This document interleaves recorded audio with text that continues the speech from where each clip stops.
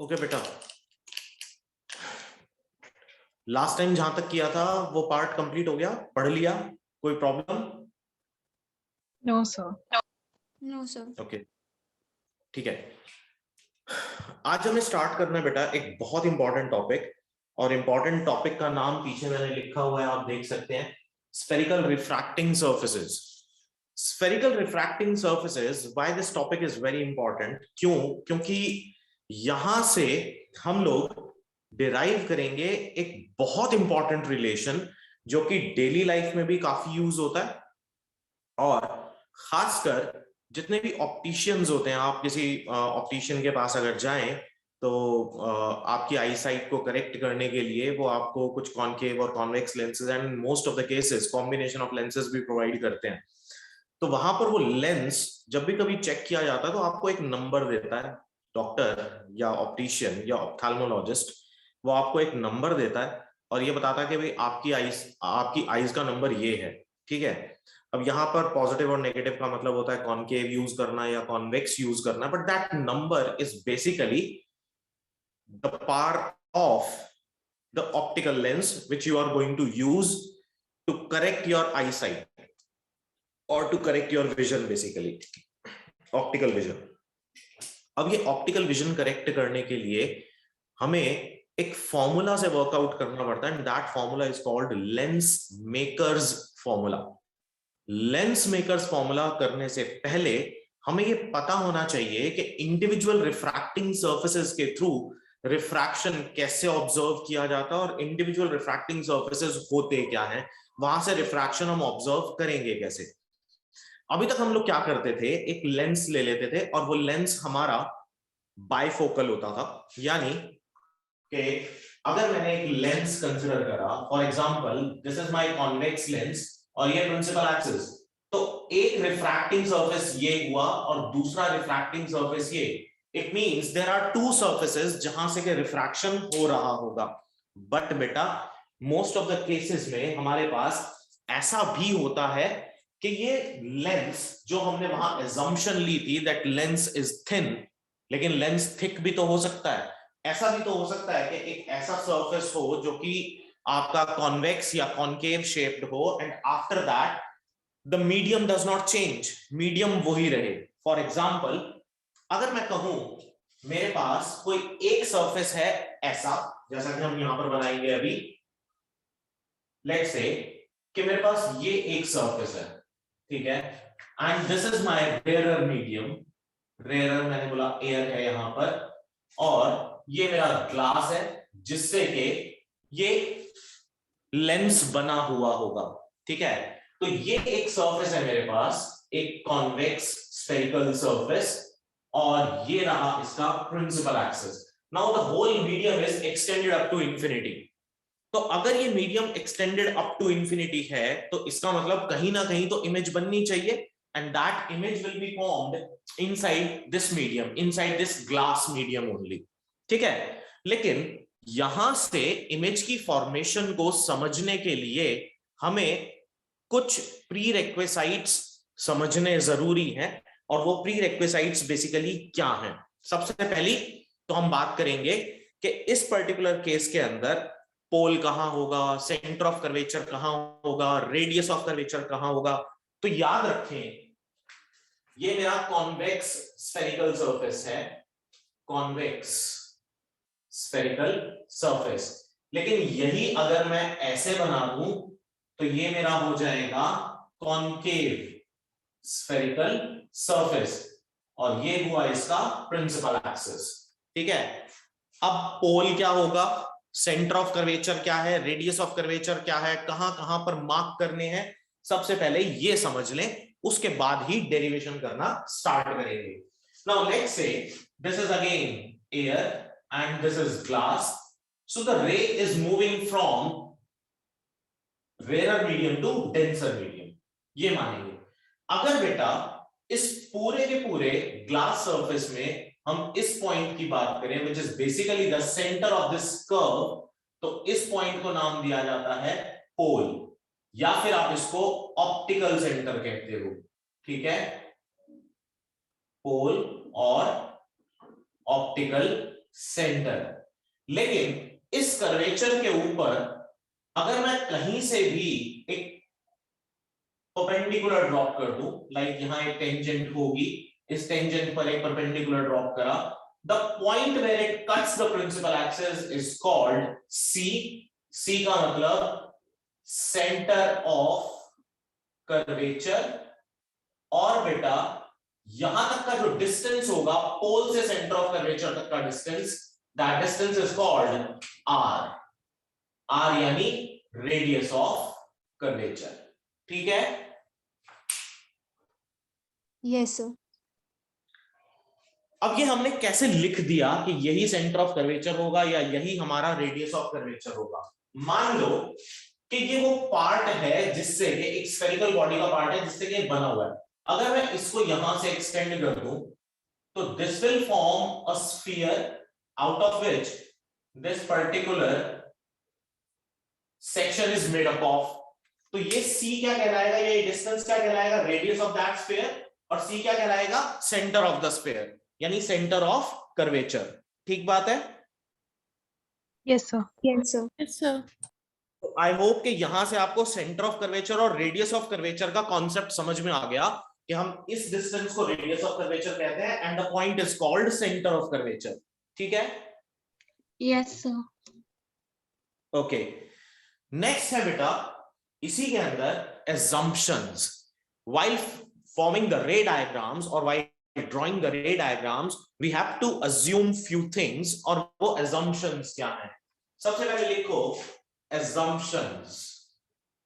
और बेटा ये assumptions, अब इसके बाद जितने भी spherical surfaces की हम बात करेंगे उन सभी के लिए ये assumptions applicable होंगी। Now the first and the foremost assumption is that object is considered as a point object। यानी ऑब्जेक्ट की ना कोई हाइट हम कंसिडर करेंगे ना कोई विड्थ कंसिडर करेंगे, हम मान के चलेंगे कि ऑब्जेक्ट क्या है, हमारा एक पॉइंट ऑब्जेक्ट है। Okay? Yes, sir. Second, the incident and the refracted rays makes small angles with the principal axis. Second, मैंने पहले भी बोला था, अगेन यहां हम इसको स्पेसिफिकली बता रहे हैं that angles with principal axis are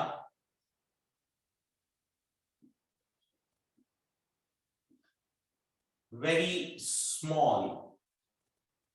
Angles with principal axis are very small, of course formed by the incident and the refracted rays.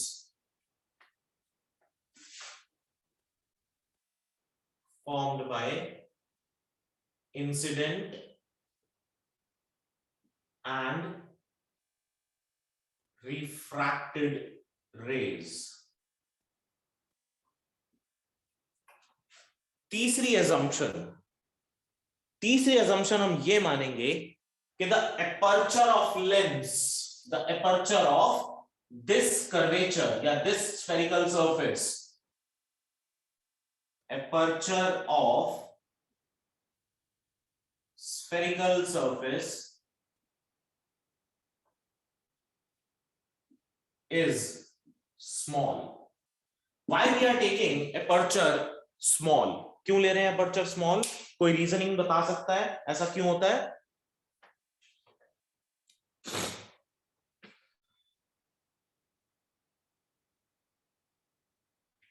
नहीं? तो to counter any kind of spherical aberration, spherical aberration मतलब lens या surface के, spherical surface की वजह से जो भी कोई डिफॉर्मिटीज इमेज के अंदर आ सकती हैं उनको काउंटर करने के लिए we used to take the aperture small. ठीक है? Yes sir. Next, sign conventions. अब साइन कन्वेंशंस क्या रहेंगी? वही रहेंगी, कोई चेंज नहीं आएगा बेटा साइन कन्वेंशंस के अंदर भी। साइन कन्वेंशंस अगेन, पहली साइन कन्वेंशन क्या होगी? All distances must be measured from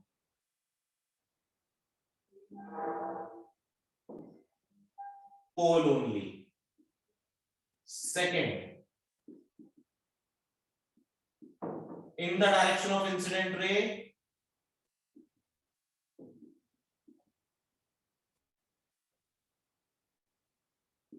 all distances are taken with positive signs, and against the direction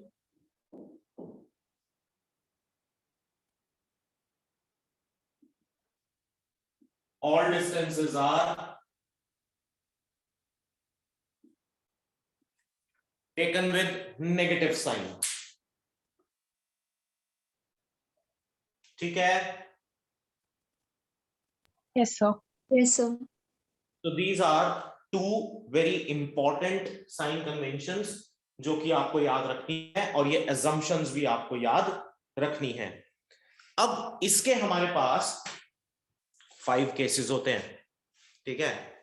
यानी convex from rarer to denser, real image, convex from rarer to denser, virtual image, convex from denser to rarer, फिर उसके बाद 2 cases concave के. तो 3 cases convex के, 2 cases concave के. Start करते हैं कि इमेज कैसे बनेगी, रिलेशन कैसे बनेगा. बहुत इंपॉर्टेंट है, सिर्फ पहले ध्यान से देखेंगे, नोट्स आपको मिल जाएंगे, ठीक है? साथ साथ लिखने में अपनी कंसंट्रेशन और अपना टाइम खराब मत करना. ओके बेटा? Okay, sir. बोर्ड क्लियर कर दूं? Yes, sir. आपका फोकस राइट नाउ सिर्फ कैसे रे डायग्राम बन रहा है उस पर होना चाहिए, कैसे एंगल्स मार्क किए जा रहे हैं उस पर होना चाहिए, और बेटा किस तरह से डिस्टेंसेस कैलकुलेट होंगे वो. इसके अलावा अभी कोई भी चीज मत करना, सिर्फ सामने देखेंगे, ठीक है?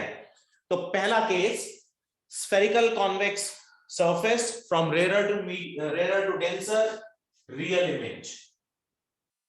Case number 1, convex spherical surface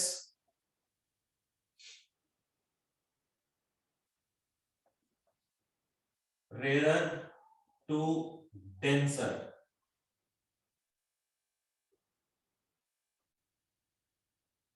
real image.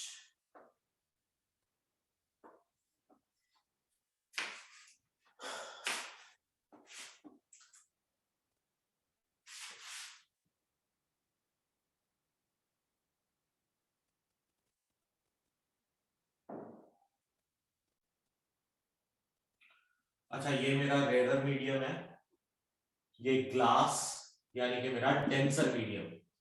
Let's say the refractive index of rarer medium is mu1 and the refractive index of denser medium is mu2. ये आपका पोल होगा P. मान लिया कि ये मेरा एक ऑब्जेक्ट है O. हमने बोला था ऑब्जेक्ट कैसा होगा, पॉइंट ऑब्जेक्ट, तो हमने एक पॉइंट साइज ऑब्जेक्ट यहां पर कंसिडर करा. लेट्स से इस पॉइंट साइज ऑब्जेक्ट से एक रे ऑफ लाइट आती है, and this ray of light is incident at this point. अब रे ऑफ लाइट यहां पर इंसिडेंट है बेटा, तो सबसे पहली बात यहां एक टेंजेंट मार्क करो, इस टेंजेंट के ऊपर एक परपेंडिकुलर ड्रॉप करो, and the point where it cuts the principal axis is C, यानी सेंटर ऑफ कर्वेचर. तो ये वाला जो एंगल होगा, this angle is called angle of incidence I, कह सकते हैं? Yes, sir. Yes, sir. इतना पार्ट सबको क्लियर है ना? किसी को कोई डाउट तो नहीं है इतने पार्ट में? No, sir. अच्छा, अब रे रेयर टू डेंसर जा रही है, तो बेटा कहां जाएगी? Towards the normal. Towards the normal. Towards the normal. तो ये रे टुवर्ड्स द नॉर्मल बेंड कर गई, एंड यहां कहीं पर इमेज की फॉर्मेशन हो गई आपके पास, and this is your I. Let's say कि ये हमारा है रिफ्रैक्टेड रे. इस एंगल को क्या बोलेंगे? एंगल ऑफ रिफ्रैक्शन R, ठीक है? Yes, sir. Yes, sir. अब इसके बाद बेटा हमने क्या बोला था, assumption में हमने लिया that incident ray and refracted rays makes small angles with the principal axis. अब यहां से incident ray, let us say that it is making an angle alpha. Let's say refracted ray is making an angle beta and the normal is making an angle gamma. ठीक है, लिख सकते हैं ऐसा? Yes, sir. Yes, sir. ठीक है। अच्छा बेटा, ये इतना जो पार्ट है मेरा, let's say this is some point m। अब m से लेके p तक अगर मैं MPO को एक राइट एंगल ट्रायंगल कंसिडर करने की कोशिश करूं तो क्या हम कर सकते हैं?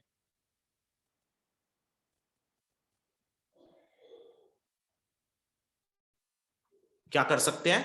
Yes, sir.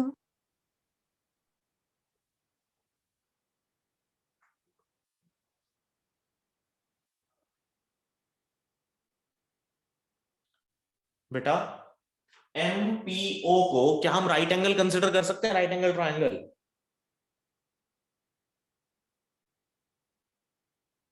Yes, sir. Am I audible to all of you? Yes, sir. Yes, sir. Yes, sir. एक वेट करो, एक मिनट, आपकी आवाज नहीं आ रही मुझे।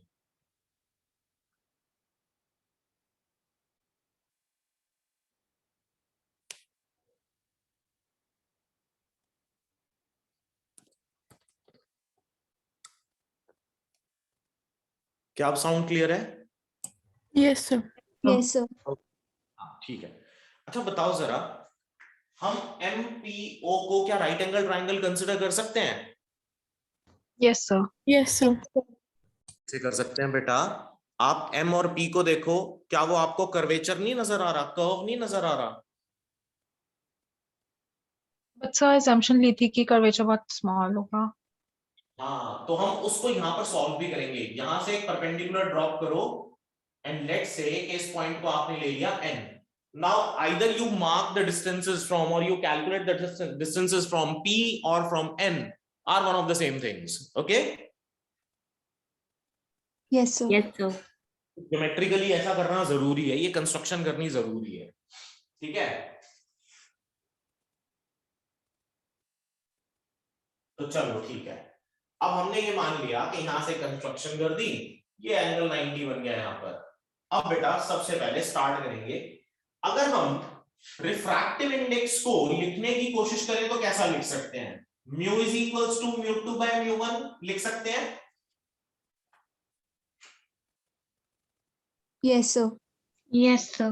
क्योंकि ग्लास का रिफ्रैक्टिव इंडेक्स ज्यादा है, एयर का रिफ्रैक्टिव इंडेक्स कंपैरेटिवली कम होगा, या दूसरा रेयर मीडियम का रिफ्रैक्टिव इंडेक्स कम होगा, तो जो रेशियो आएगी हमारे पास that will be μ2 by μ1 greater than 1। और हम इसको greater than 1 क्यों ले रहे हैं? We have a reason, because the ray is moving from rarer to denser medium. ठीक है? Yes, sir. Now this μ2 by μ1 can also be equal to sin I by sin R। लिख Yes, सकते हैं ना sir. बेटा? Yes, sir. Yes, sir. अब अगर आप इसको sin I by sin R लिख सकते हो तो याद करो कि हमने ये भी बोला that angles are very small, then in that case we can neglect the sign ratios. So this particular equation can be written as μ2 by μ1 is equal to I by R, जिसको कि आप लिख सकते हैं μ2 R is equal to μ1 I, लिख सकते हैं ना? Yes, sir. Yes, sir. अब ध्यान से देखो बेटा, I किसके इक्वल होगा? Exterior angle is equal to sum of interior opposite angles. Yes, sir. Yes, sir. I is equals to alpha plus gamma. और R को आप क्या लिख सकते हो? देखो, गामा को आप लिख सकते हो gamma is equals to R plus beta, तो आपके पास आ जाएगा r is equals to gamma minus beta, लिख सकते हैं। Therefore mu2 gamma minus beta is equal to mu1 alpha plus gamma, लिख सकते हैं। Yes, sir. Yes, So sir. this is our first equation, ठीक है। इसको इक्वेशन नंबर 1 मानकर यहीं पर मार्क करके छोड़ दो। अब आ जाओ, सबसे पहले हमें ये पता होना चाहिए कि गामा क्या होता है, अल्फा क्या होता है और बीटा क्या होता है। तो एक काम करो, टेकिंग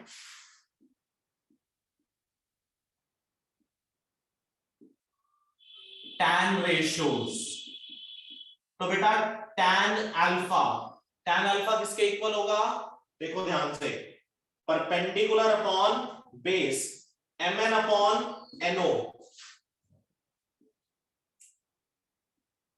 सिमिलरली tan बीटा को आप क्या लिख सकते हो, mn upon ni। And similarly tan gamma को आप क्या लिख सकते हैं, mn अपॉन nc, लिख सकते हैं बेटा। Yes, sir. अब ये सारी वैल्यूज हमने लिख दी, तो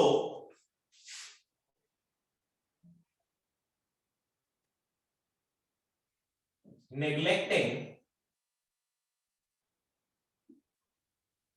tan ratios and putting the values of alpha, beta and gamma in equation 1। अब आपकी इक्वेशन नंबर 1 ये थी, तो mu2 ध्यान से देखें, gamma mn upon nc minus beta mn upon ni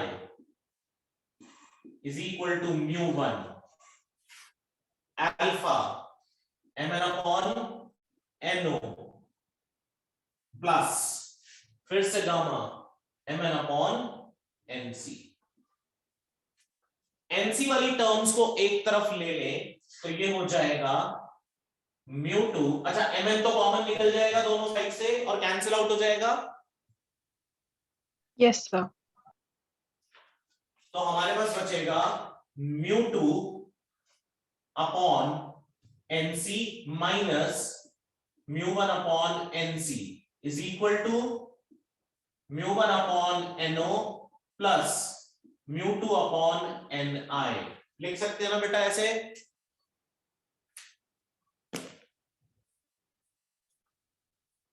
Yes, sir. अच्छा, अब बेटा ध्यान से वापस यहीं आ जाओ। मैंने बोला था डिस्टेंसेस n से मेजर कर लेंगे, n से लेके c तक हमने कहा था ये होगा रेडियस ऑफ कर्वेचर। n से लेके i तक, i क्या है, इमेज डिस्टेंस को किससे रिप्रेजेंट करते थे, v से।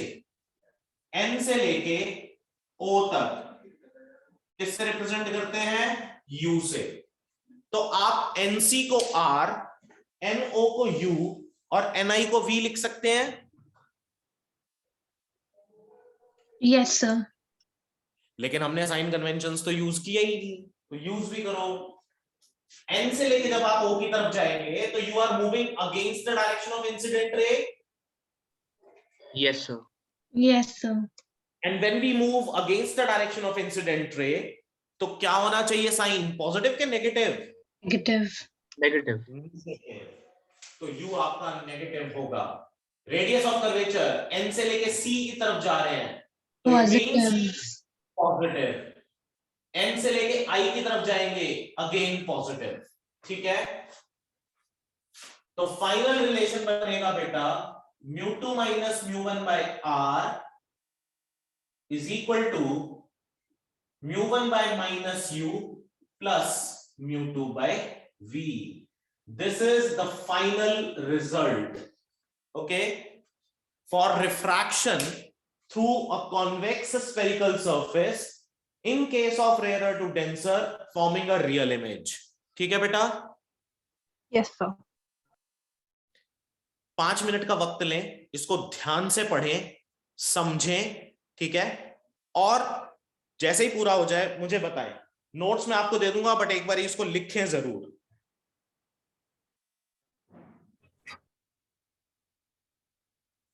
ठीक है, बोर्ड क्लियर कर दूं बेटा?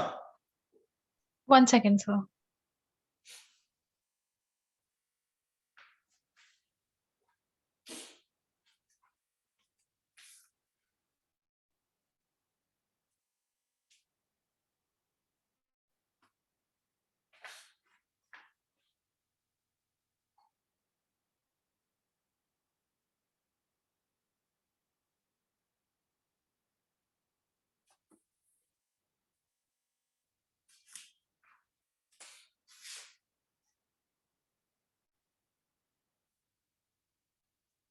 कर दो, sir.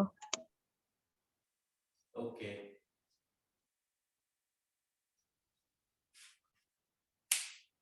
ठीक है बेटा।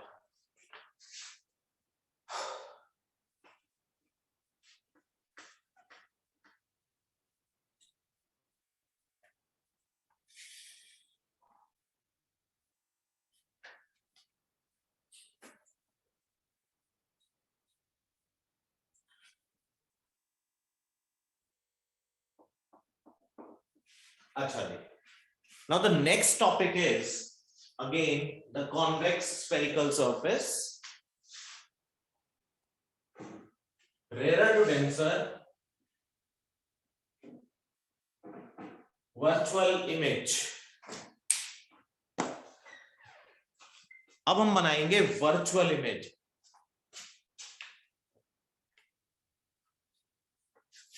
तो जो वर्चुअल इमेज बनानी है तो कैसे बनानी है?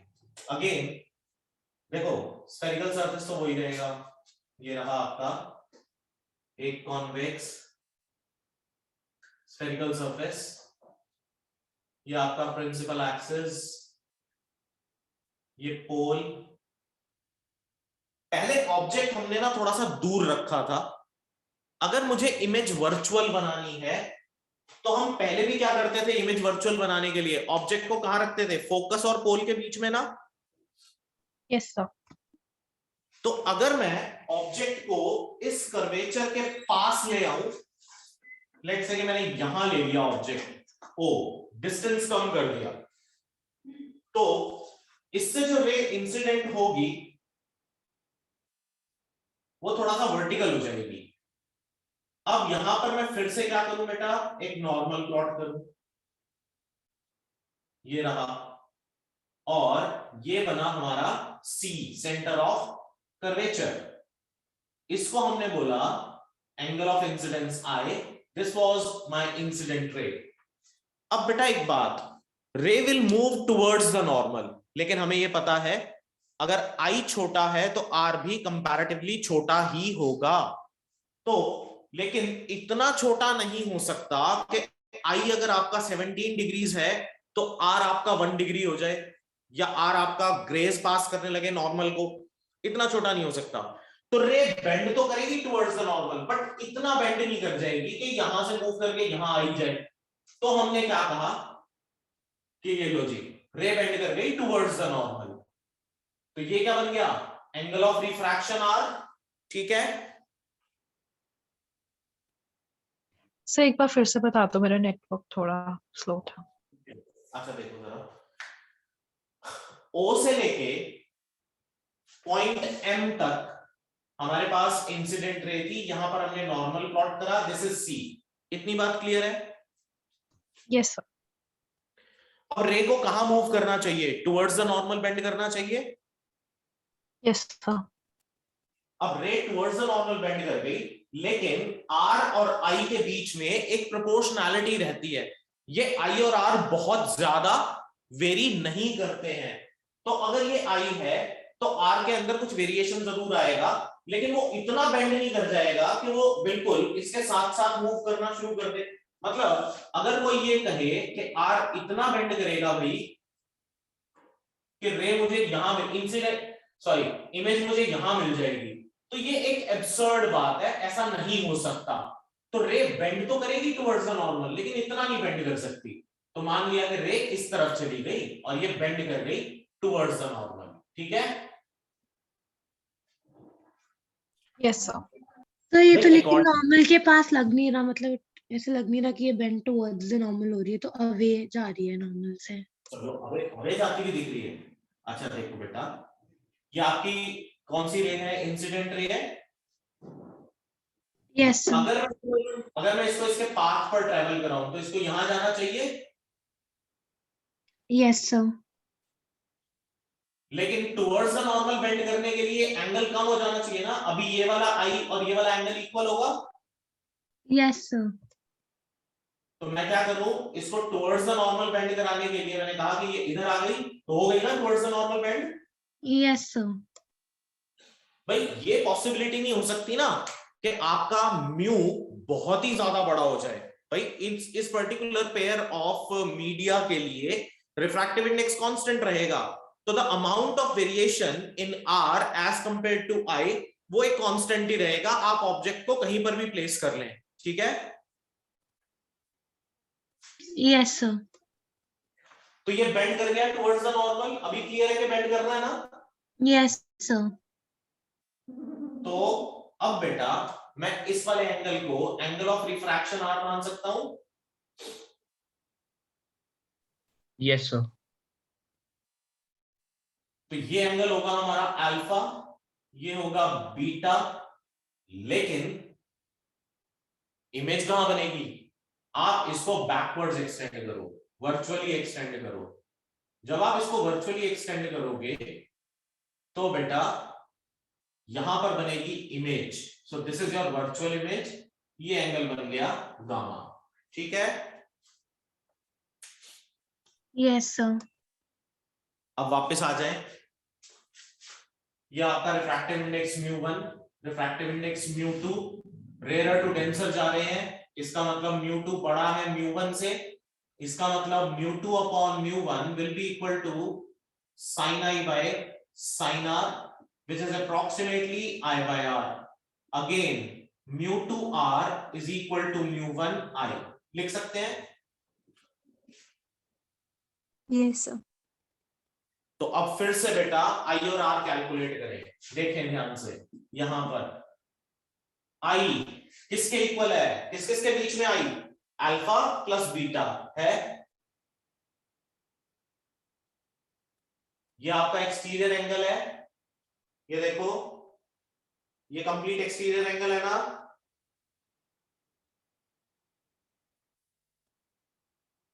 ये I will be equal to sum of interior opposite angles alpha Yes, sir. plus beta. Beta. अब r देख लो बेटा, r भी एक्सटीरियर एंगल है और इंटीरियर अपोजिट के बराबर होगा, तो गामा प्लस बीटा लिख सकते हैं।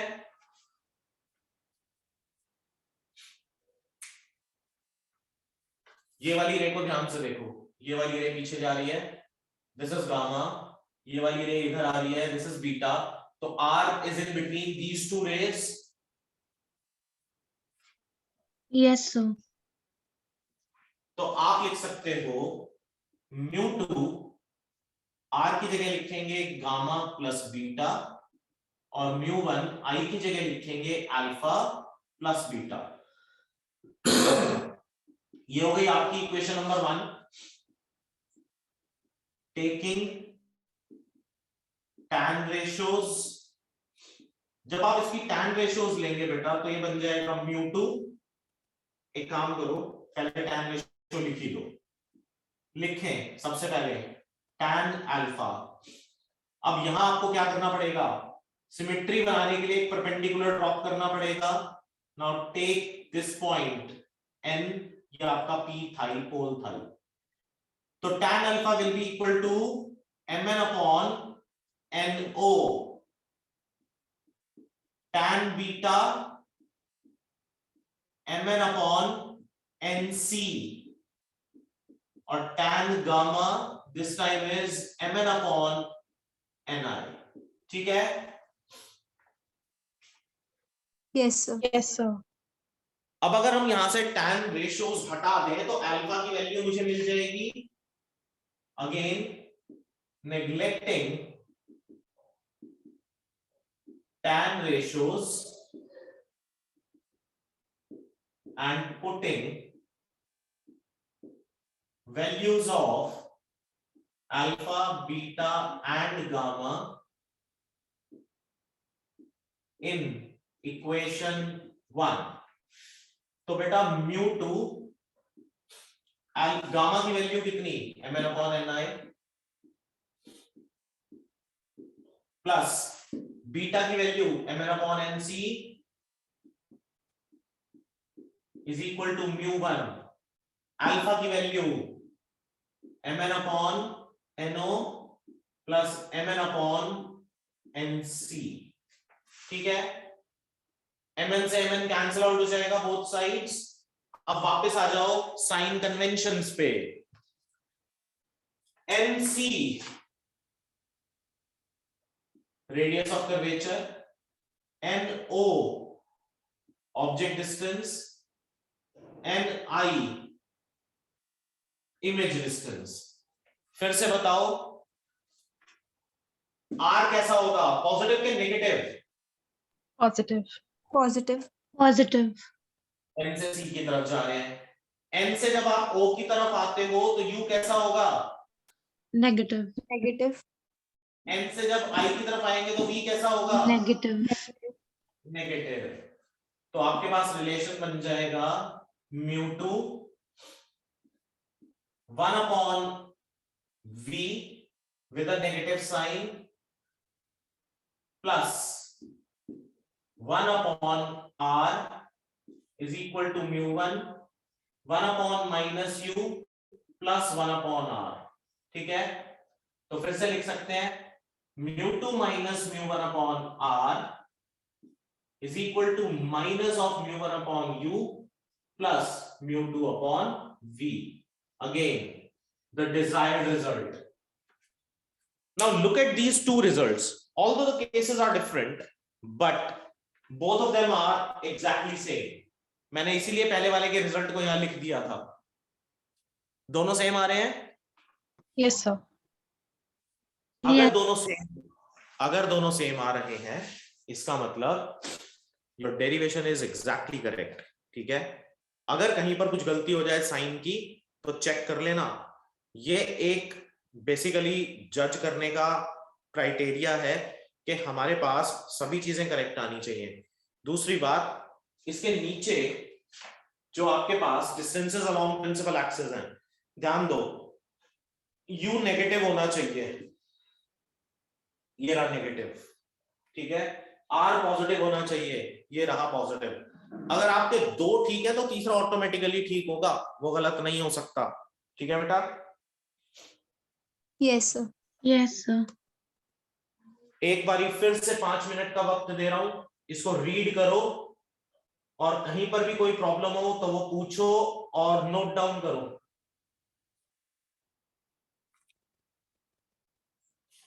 तो आई होप कि ये सेकंड केस सबको क्लियर हो गया है. ठीक है, बोर्ड क्लियर कर दूं?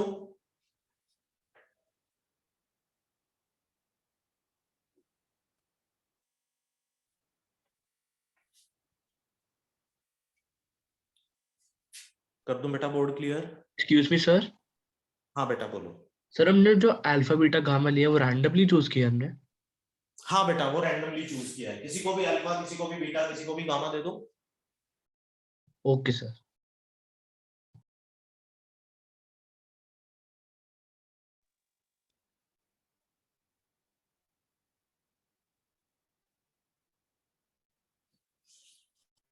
ठीक है बेटा? Yes sir. हाँ, वो रैंडमली लिया है बेटा, किसी को भी आप अल्फा बीटा गामा दे सकते हैं. कर दूं बोर्ड क्लियर? Yes, sir.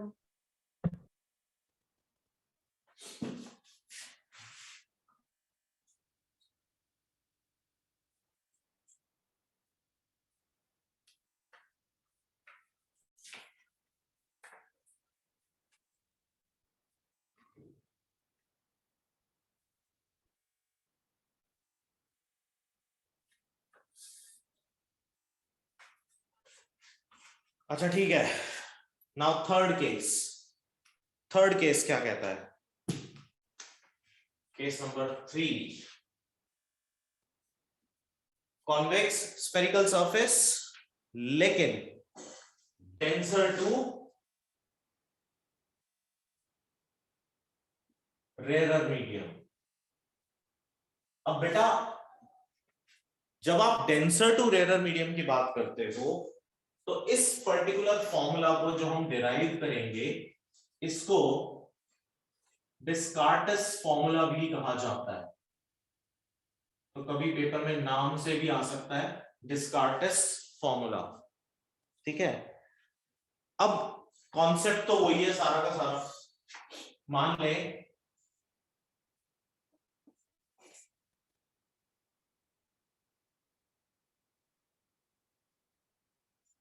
ये हमारा कॉन्वेक्स स्फेरिकल सरफेस है, ये प्रिंसिपल एक्सिस, ये डेंसर मीडियम है और ये मेरा रेयर मीडियम है।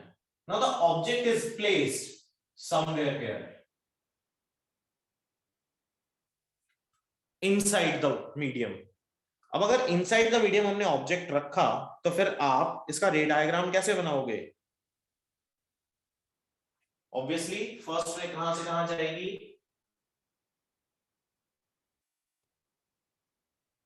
ये आपकी इंसिडेंट रे हो गई। ठीक है, अब इंसिडेंट रे हो गई तो यहीं पर आपने क्या करना है, टेंजेंट मार्क करनी है और यहीं पर आपने परपेंडिकुलर ड्रॉप कर देना है। कर दिया?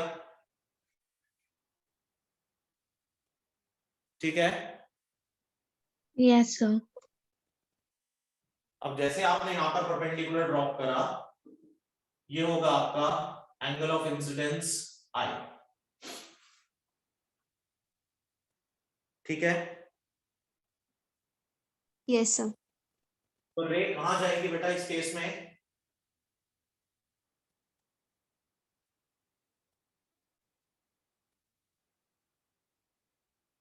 रे को कहां जाना चाहिए इस केस में?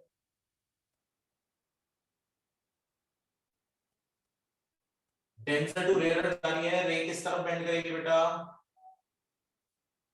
Away from the Sir, away normal. from the normal. Away from the normal। तो यहां कहीं पर इमेज बनेगी आई।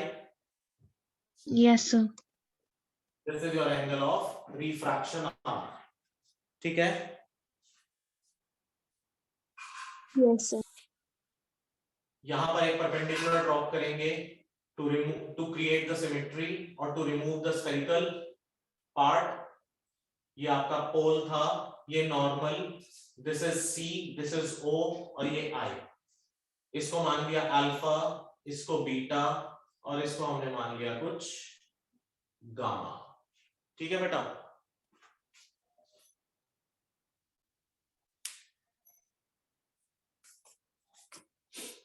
ठीक है, रे डायग्राम क्लियर हो गया? Yes, sir. Yes sir. अब क्या करेंगे?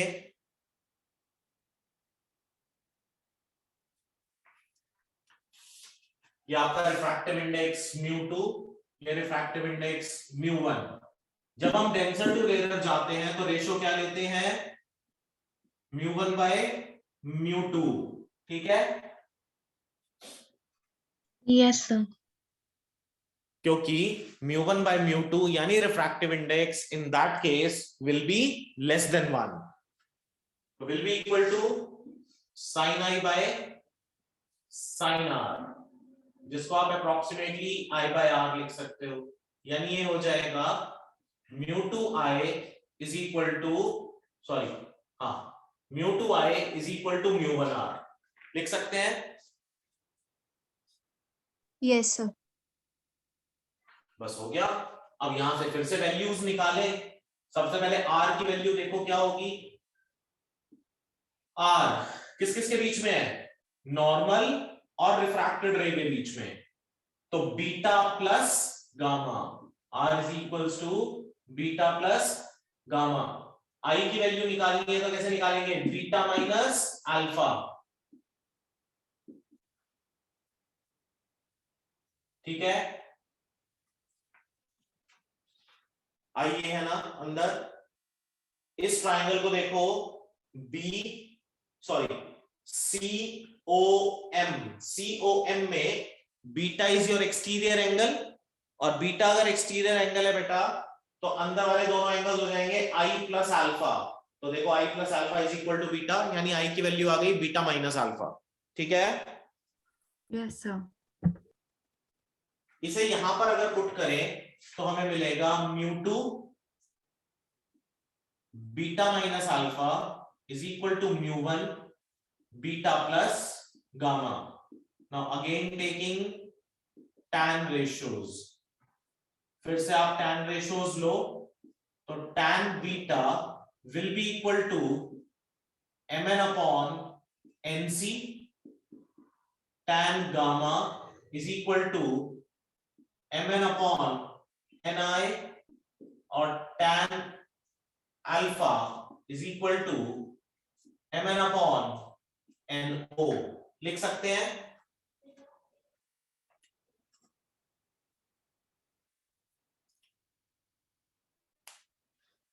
Yes, sir. इतना क्लियर है ना? लिख सकते हैं ना ये tan ratios? अब tan ratios के बाद वापस आ जाओ बेटा फिर से साइन कन्वेंशंस पे।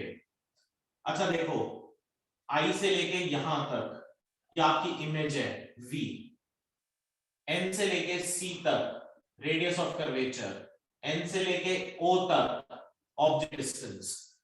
अब आपकी इंसिडेंट रे कहां से कहां जा रही है? इस डायरेक्शन में, this time from right to left, ऐसे जा रही है। तो U कैसा हो जाएगा? आप N से O की तरफ गए तो Positive. बेटा N से O की तरफ नेगेटिव। R कैसा हो जाएगा? नेगेटिव। नेगेटिव। V कैसा रहेगा? पॉजिटिव। पॉजिटिव। ठीक है, तो बस tan रेशियोज को हटाएंगे यहां से और वैल्यूज डाल देंगे। तो लिखो ये आपकी इक्वेशन नंबर 1। ठीक, तो putting alpha beta and gamma in equation 1 हमें मिला μ2। बीटा की जगह क्या लिखेंगे? mn upon nc minus alpha mn upon no μ1। Beta की जगह mn upon nc plus gamma mn upon ni। तो mn से mn कैंसिल आउट हो गया, हमारे पास बचा μ2 1 अपॉन nc। nc कितना है? माइनस r, माइनस no कितना है? माइनस u, तो माइनस माइनस प्लस हो गया। μ1 1 upon nc minus r plus 1 upon v। लिख सकते हैं ऐसा? Yes, sir.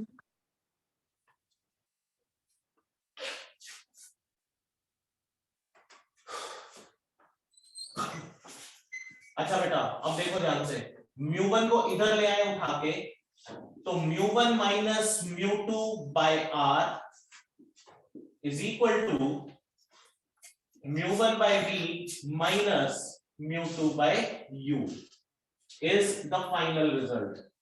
अब उसमें पहले वाले में और इसमें फर्क क्या है? सिर्फ साइंस का चेंज हो गया। ठीक है, Yes, sir.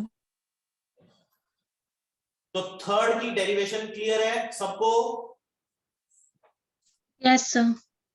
5 मिनट लगाओ बेटा, फटाफट से पढ़ो इसको भी।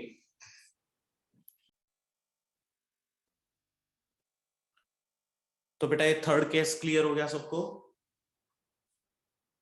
Yes. सबको क्लियर है? ऋषिका क्लियर है बेटा? Yes, sir. एंजेला?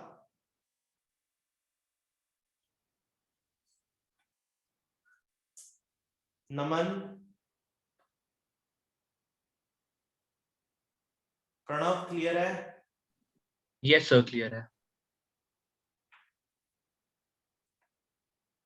रिया, स्नेहा?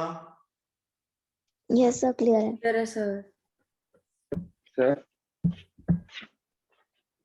हाँ सर? दक्ष बोलो। हाँ बोलो। एक और बारी मतलब ब्रीफली समझा दो, ये क्या कहते हैं, इंटरनेट चला गया था। अच्छा ठीक है, देखो जरा, देखो दक्ष, कन्वेक्स स्फेरिकल सरफेस अब की बार हमने किया from denser to rare medium. Object को हमने डेंसर मीडियम में प्लेस करा।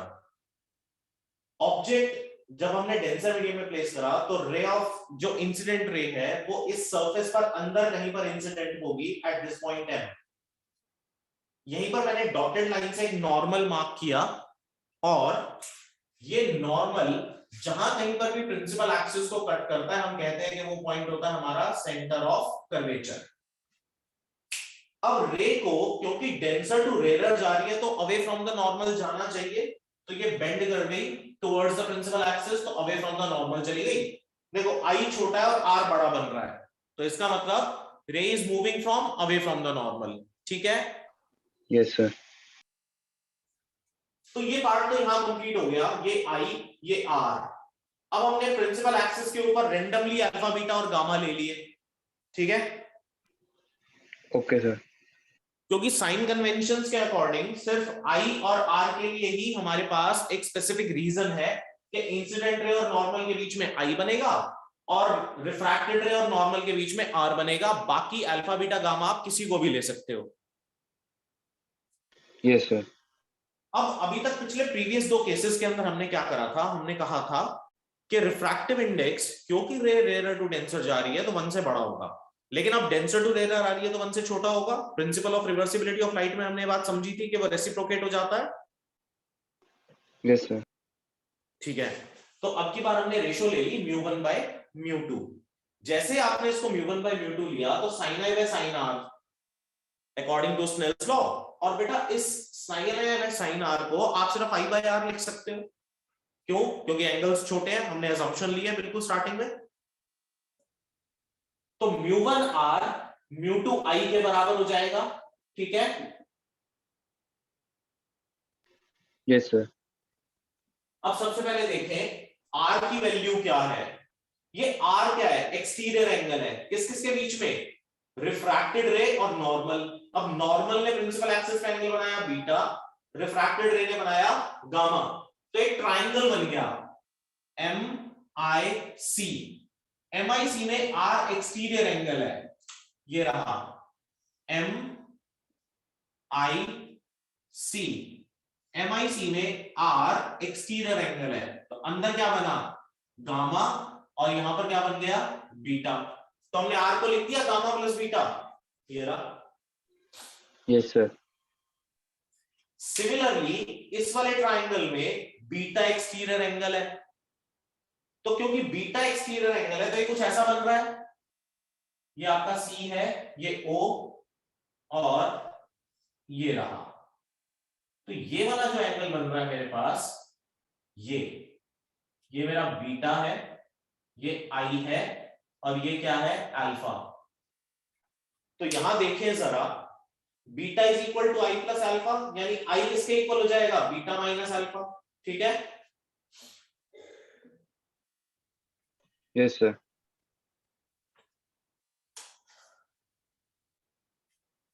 तो मैंने लिख दिया आई की जगह बीटा माइनस अल्फा, आर की जगह बीटा प्लस गामा, और इसकी ले ली टैन रेशोज। तो टैन रेशो आई के लिए क्या होगी? mn अपॉन ni यानी tan gamma, mn upon nc tan beta, mn upon no tan alpha, ये रहा। Yes sir. बाकी टैन रेशियोज को नेग्लेक्ट करा, mn by nc, mn by no, और ये वैल्यूज पुट करिए, and the rest is mathematics. Okay sir. Clear है ना? Yes sir. आज का काम सिर्फ इतना है बेटा, आपके पास ये 3 जो रिजल्ट्स हैं, मैं अभी और 2 कराऊंगा, ज्यादा हो जाएगा। ठीक है, आज यही 3 तक रख लें। Yes, sir. Yes, sir. इन तीनों की प्रैक्टिस करेंगे। अगली क्लास में हम करेंगे लेंस मेकर्स फॉर्मूला और एक केस कॉनकेव का।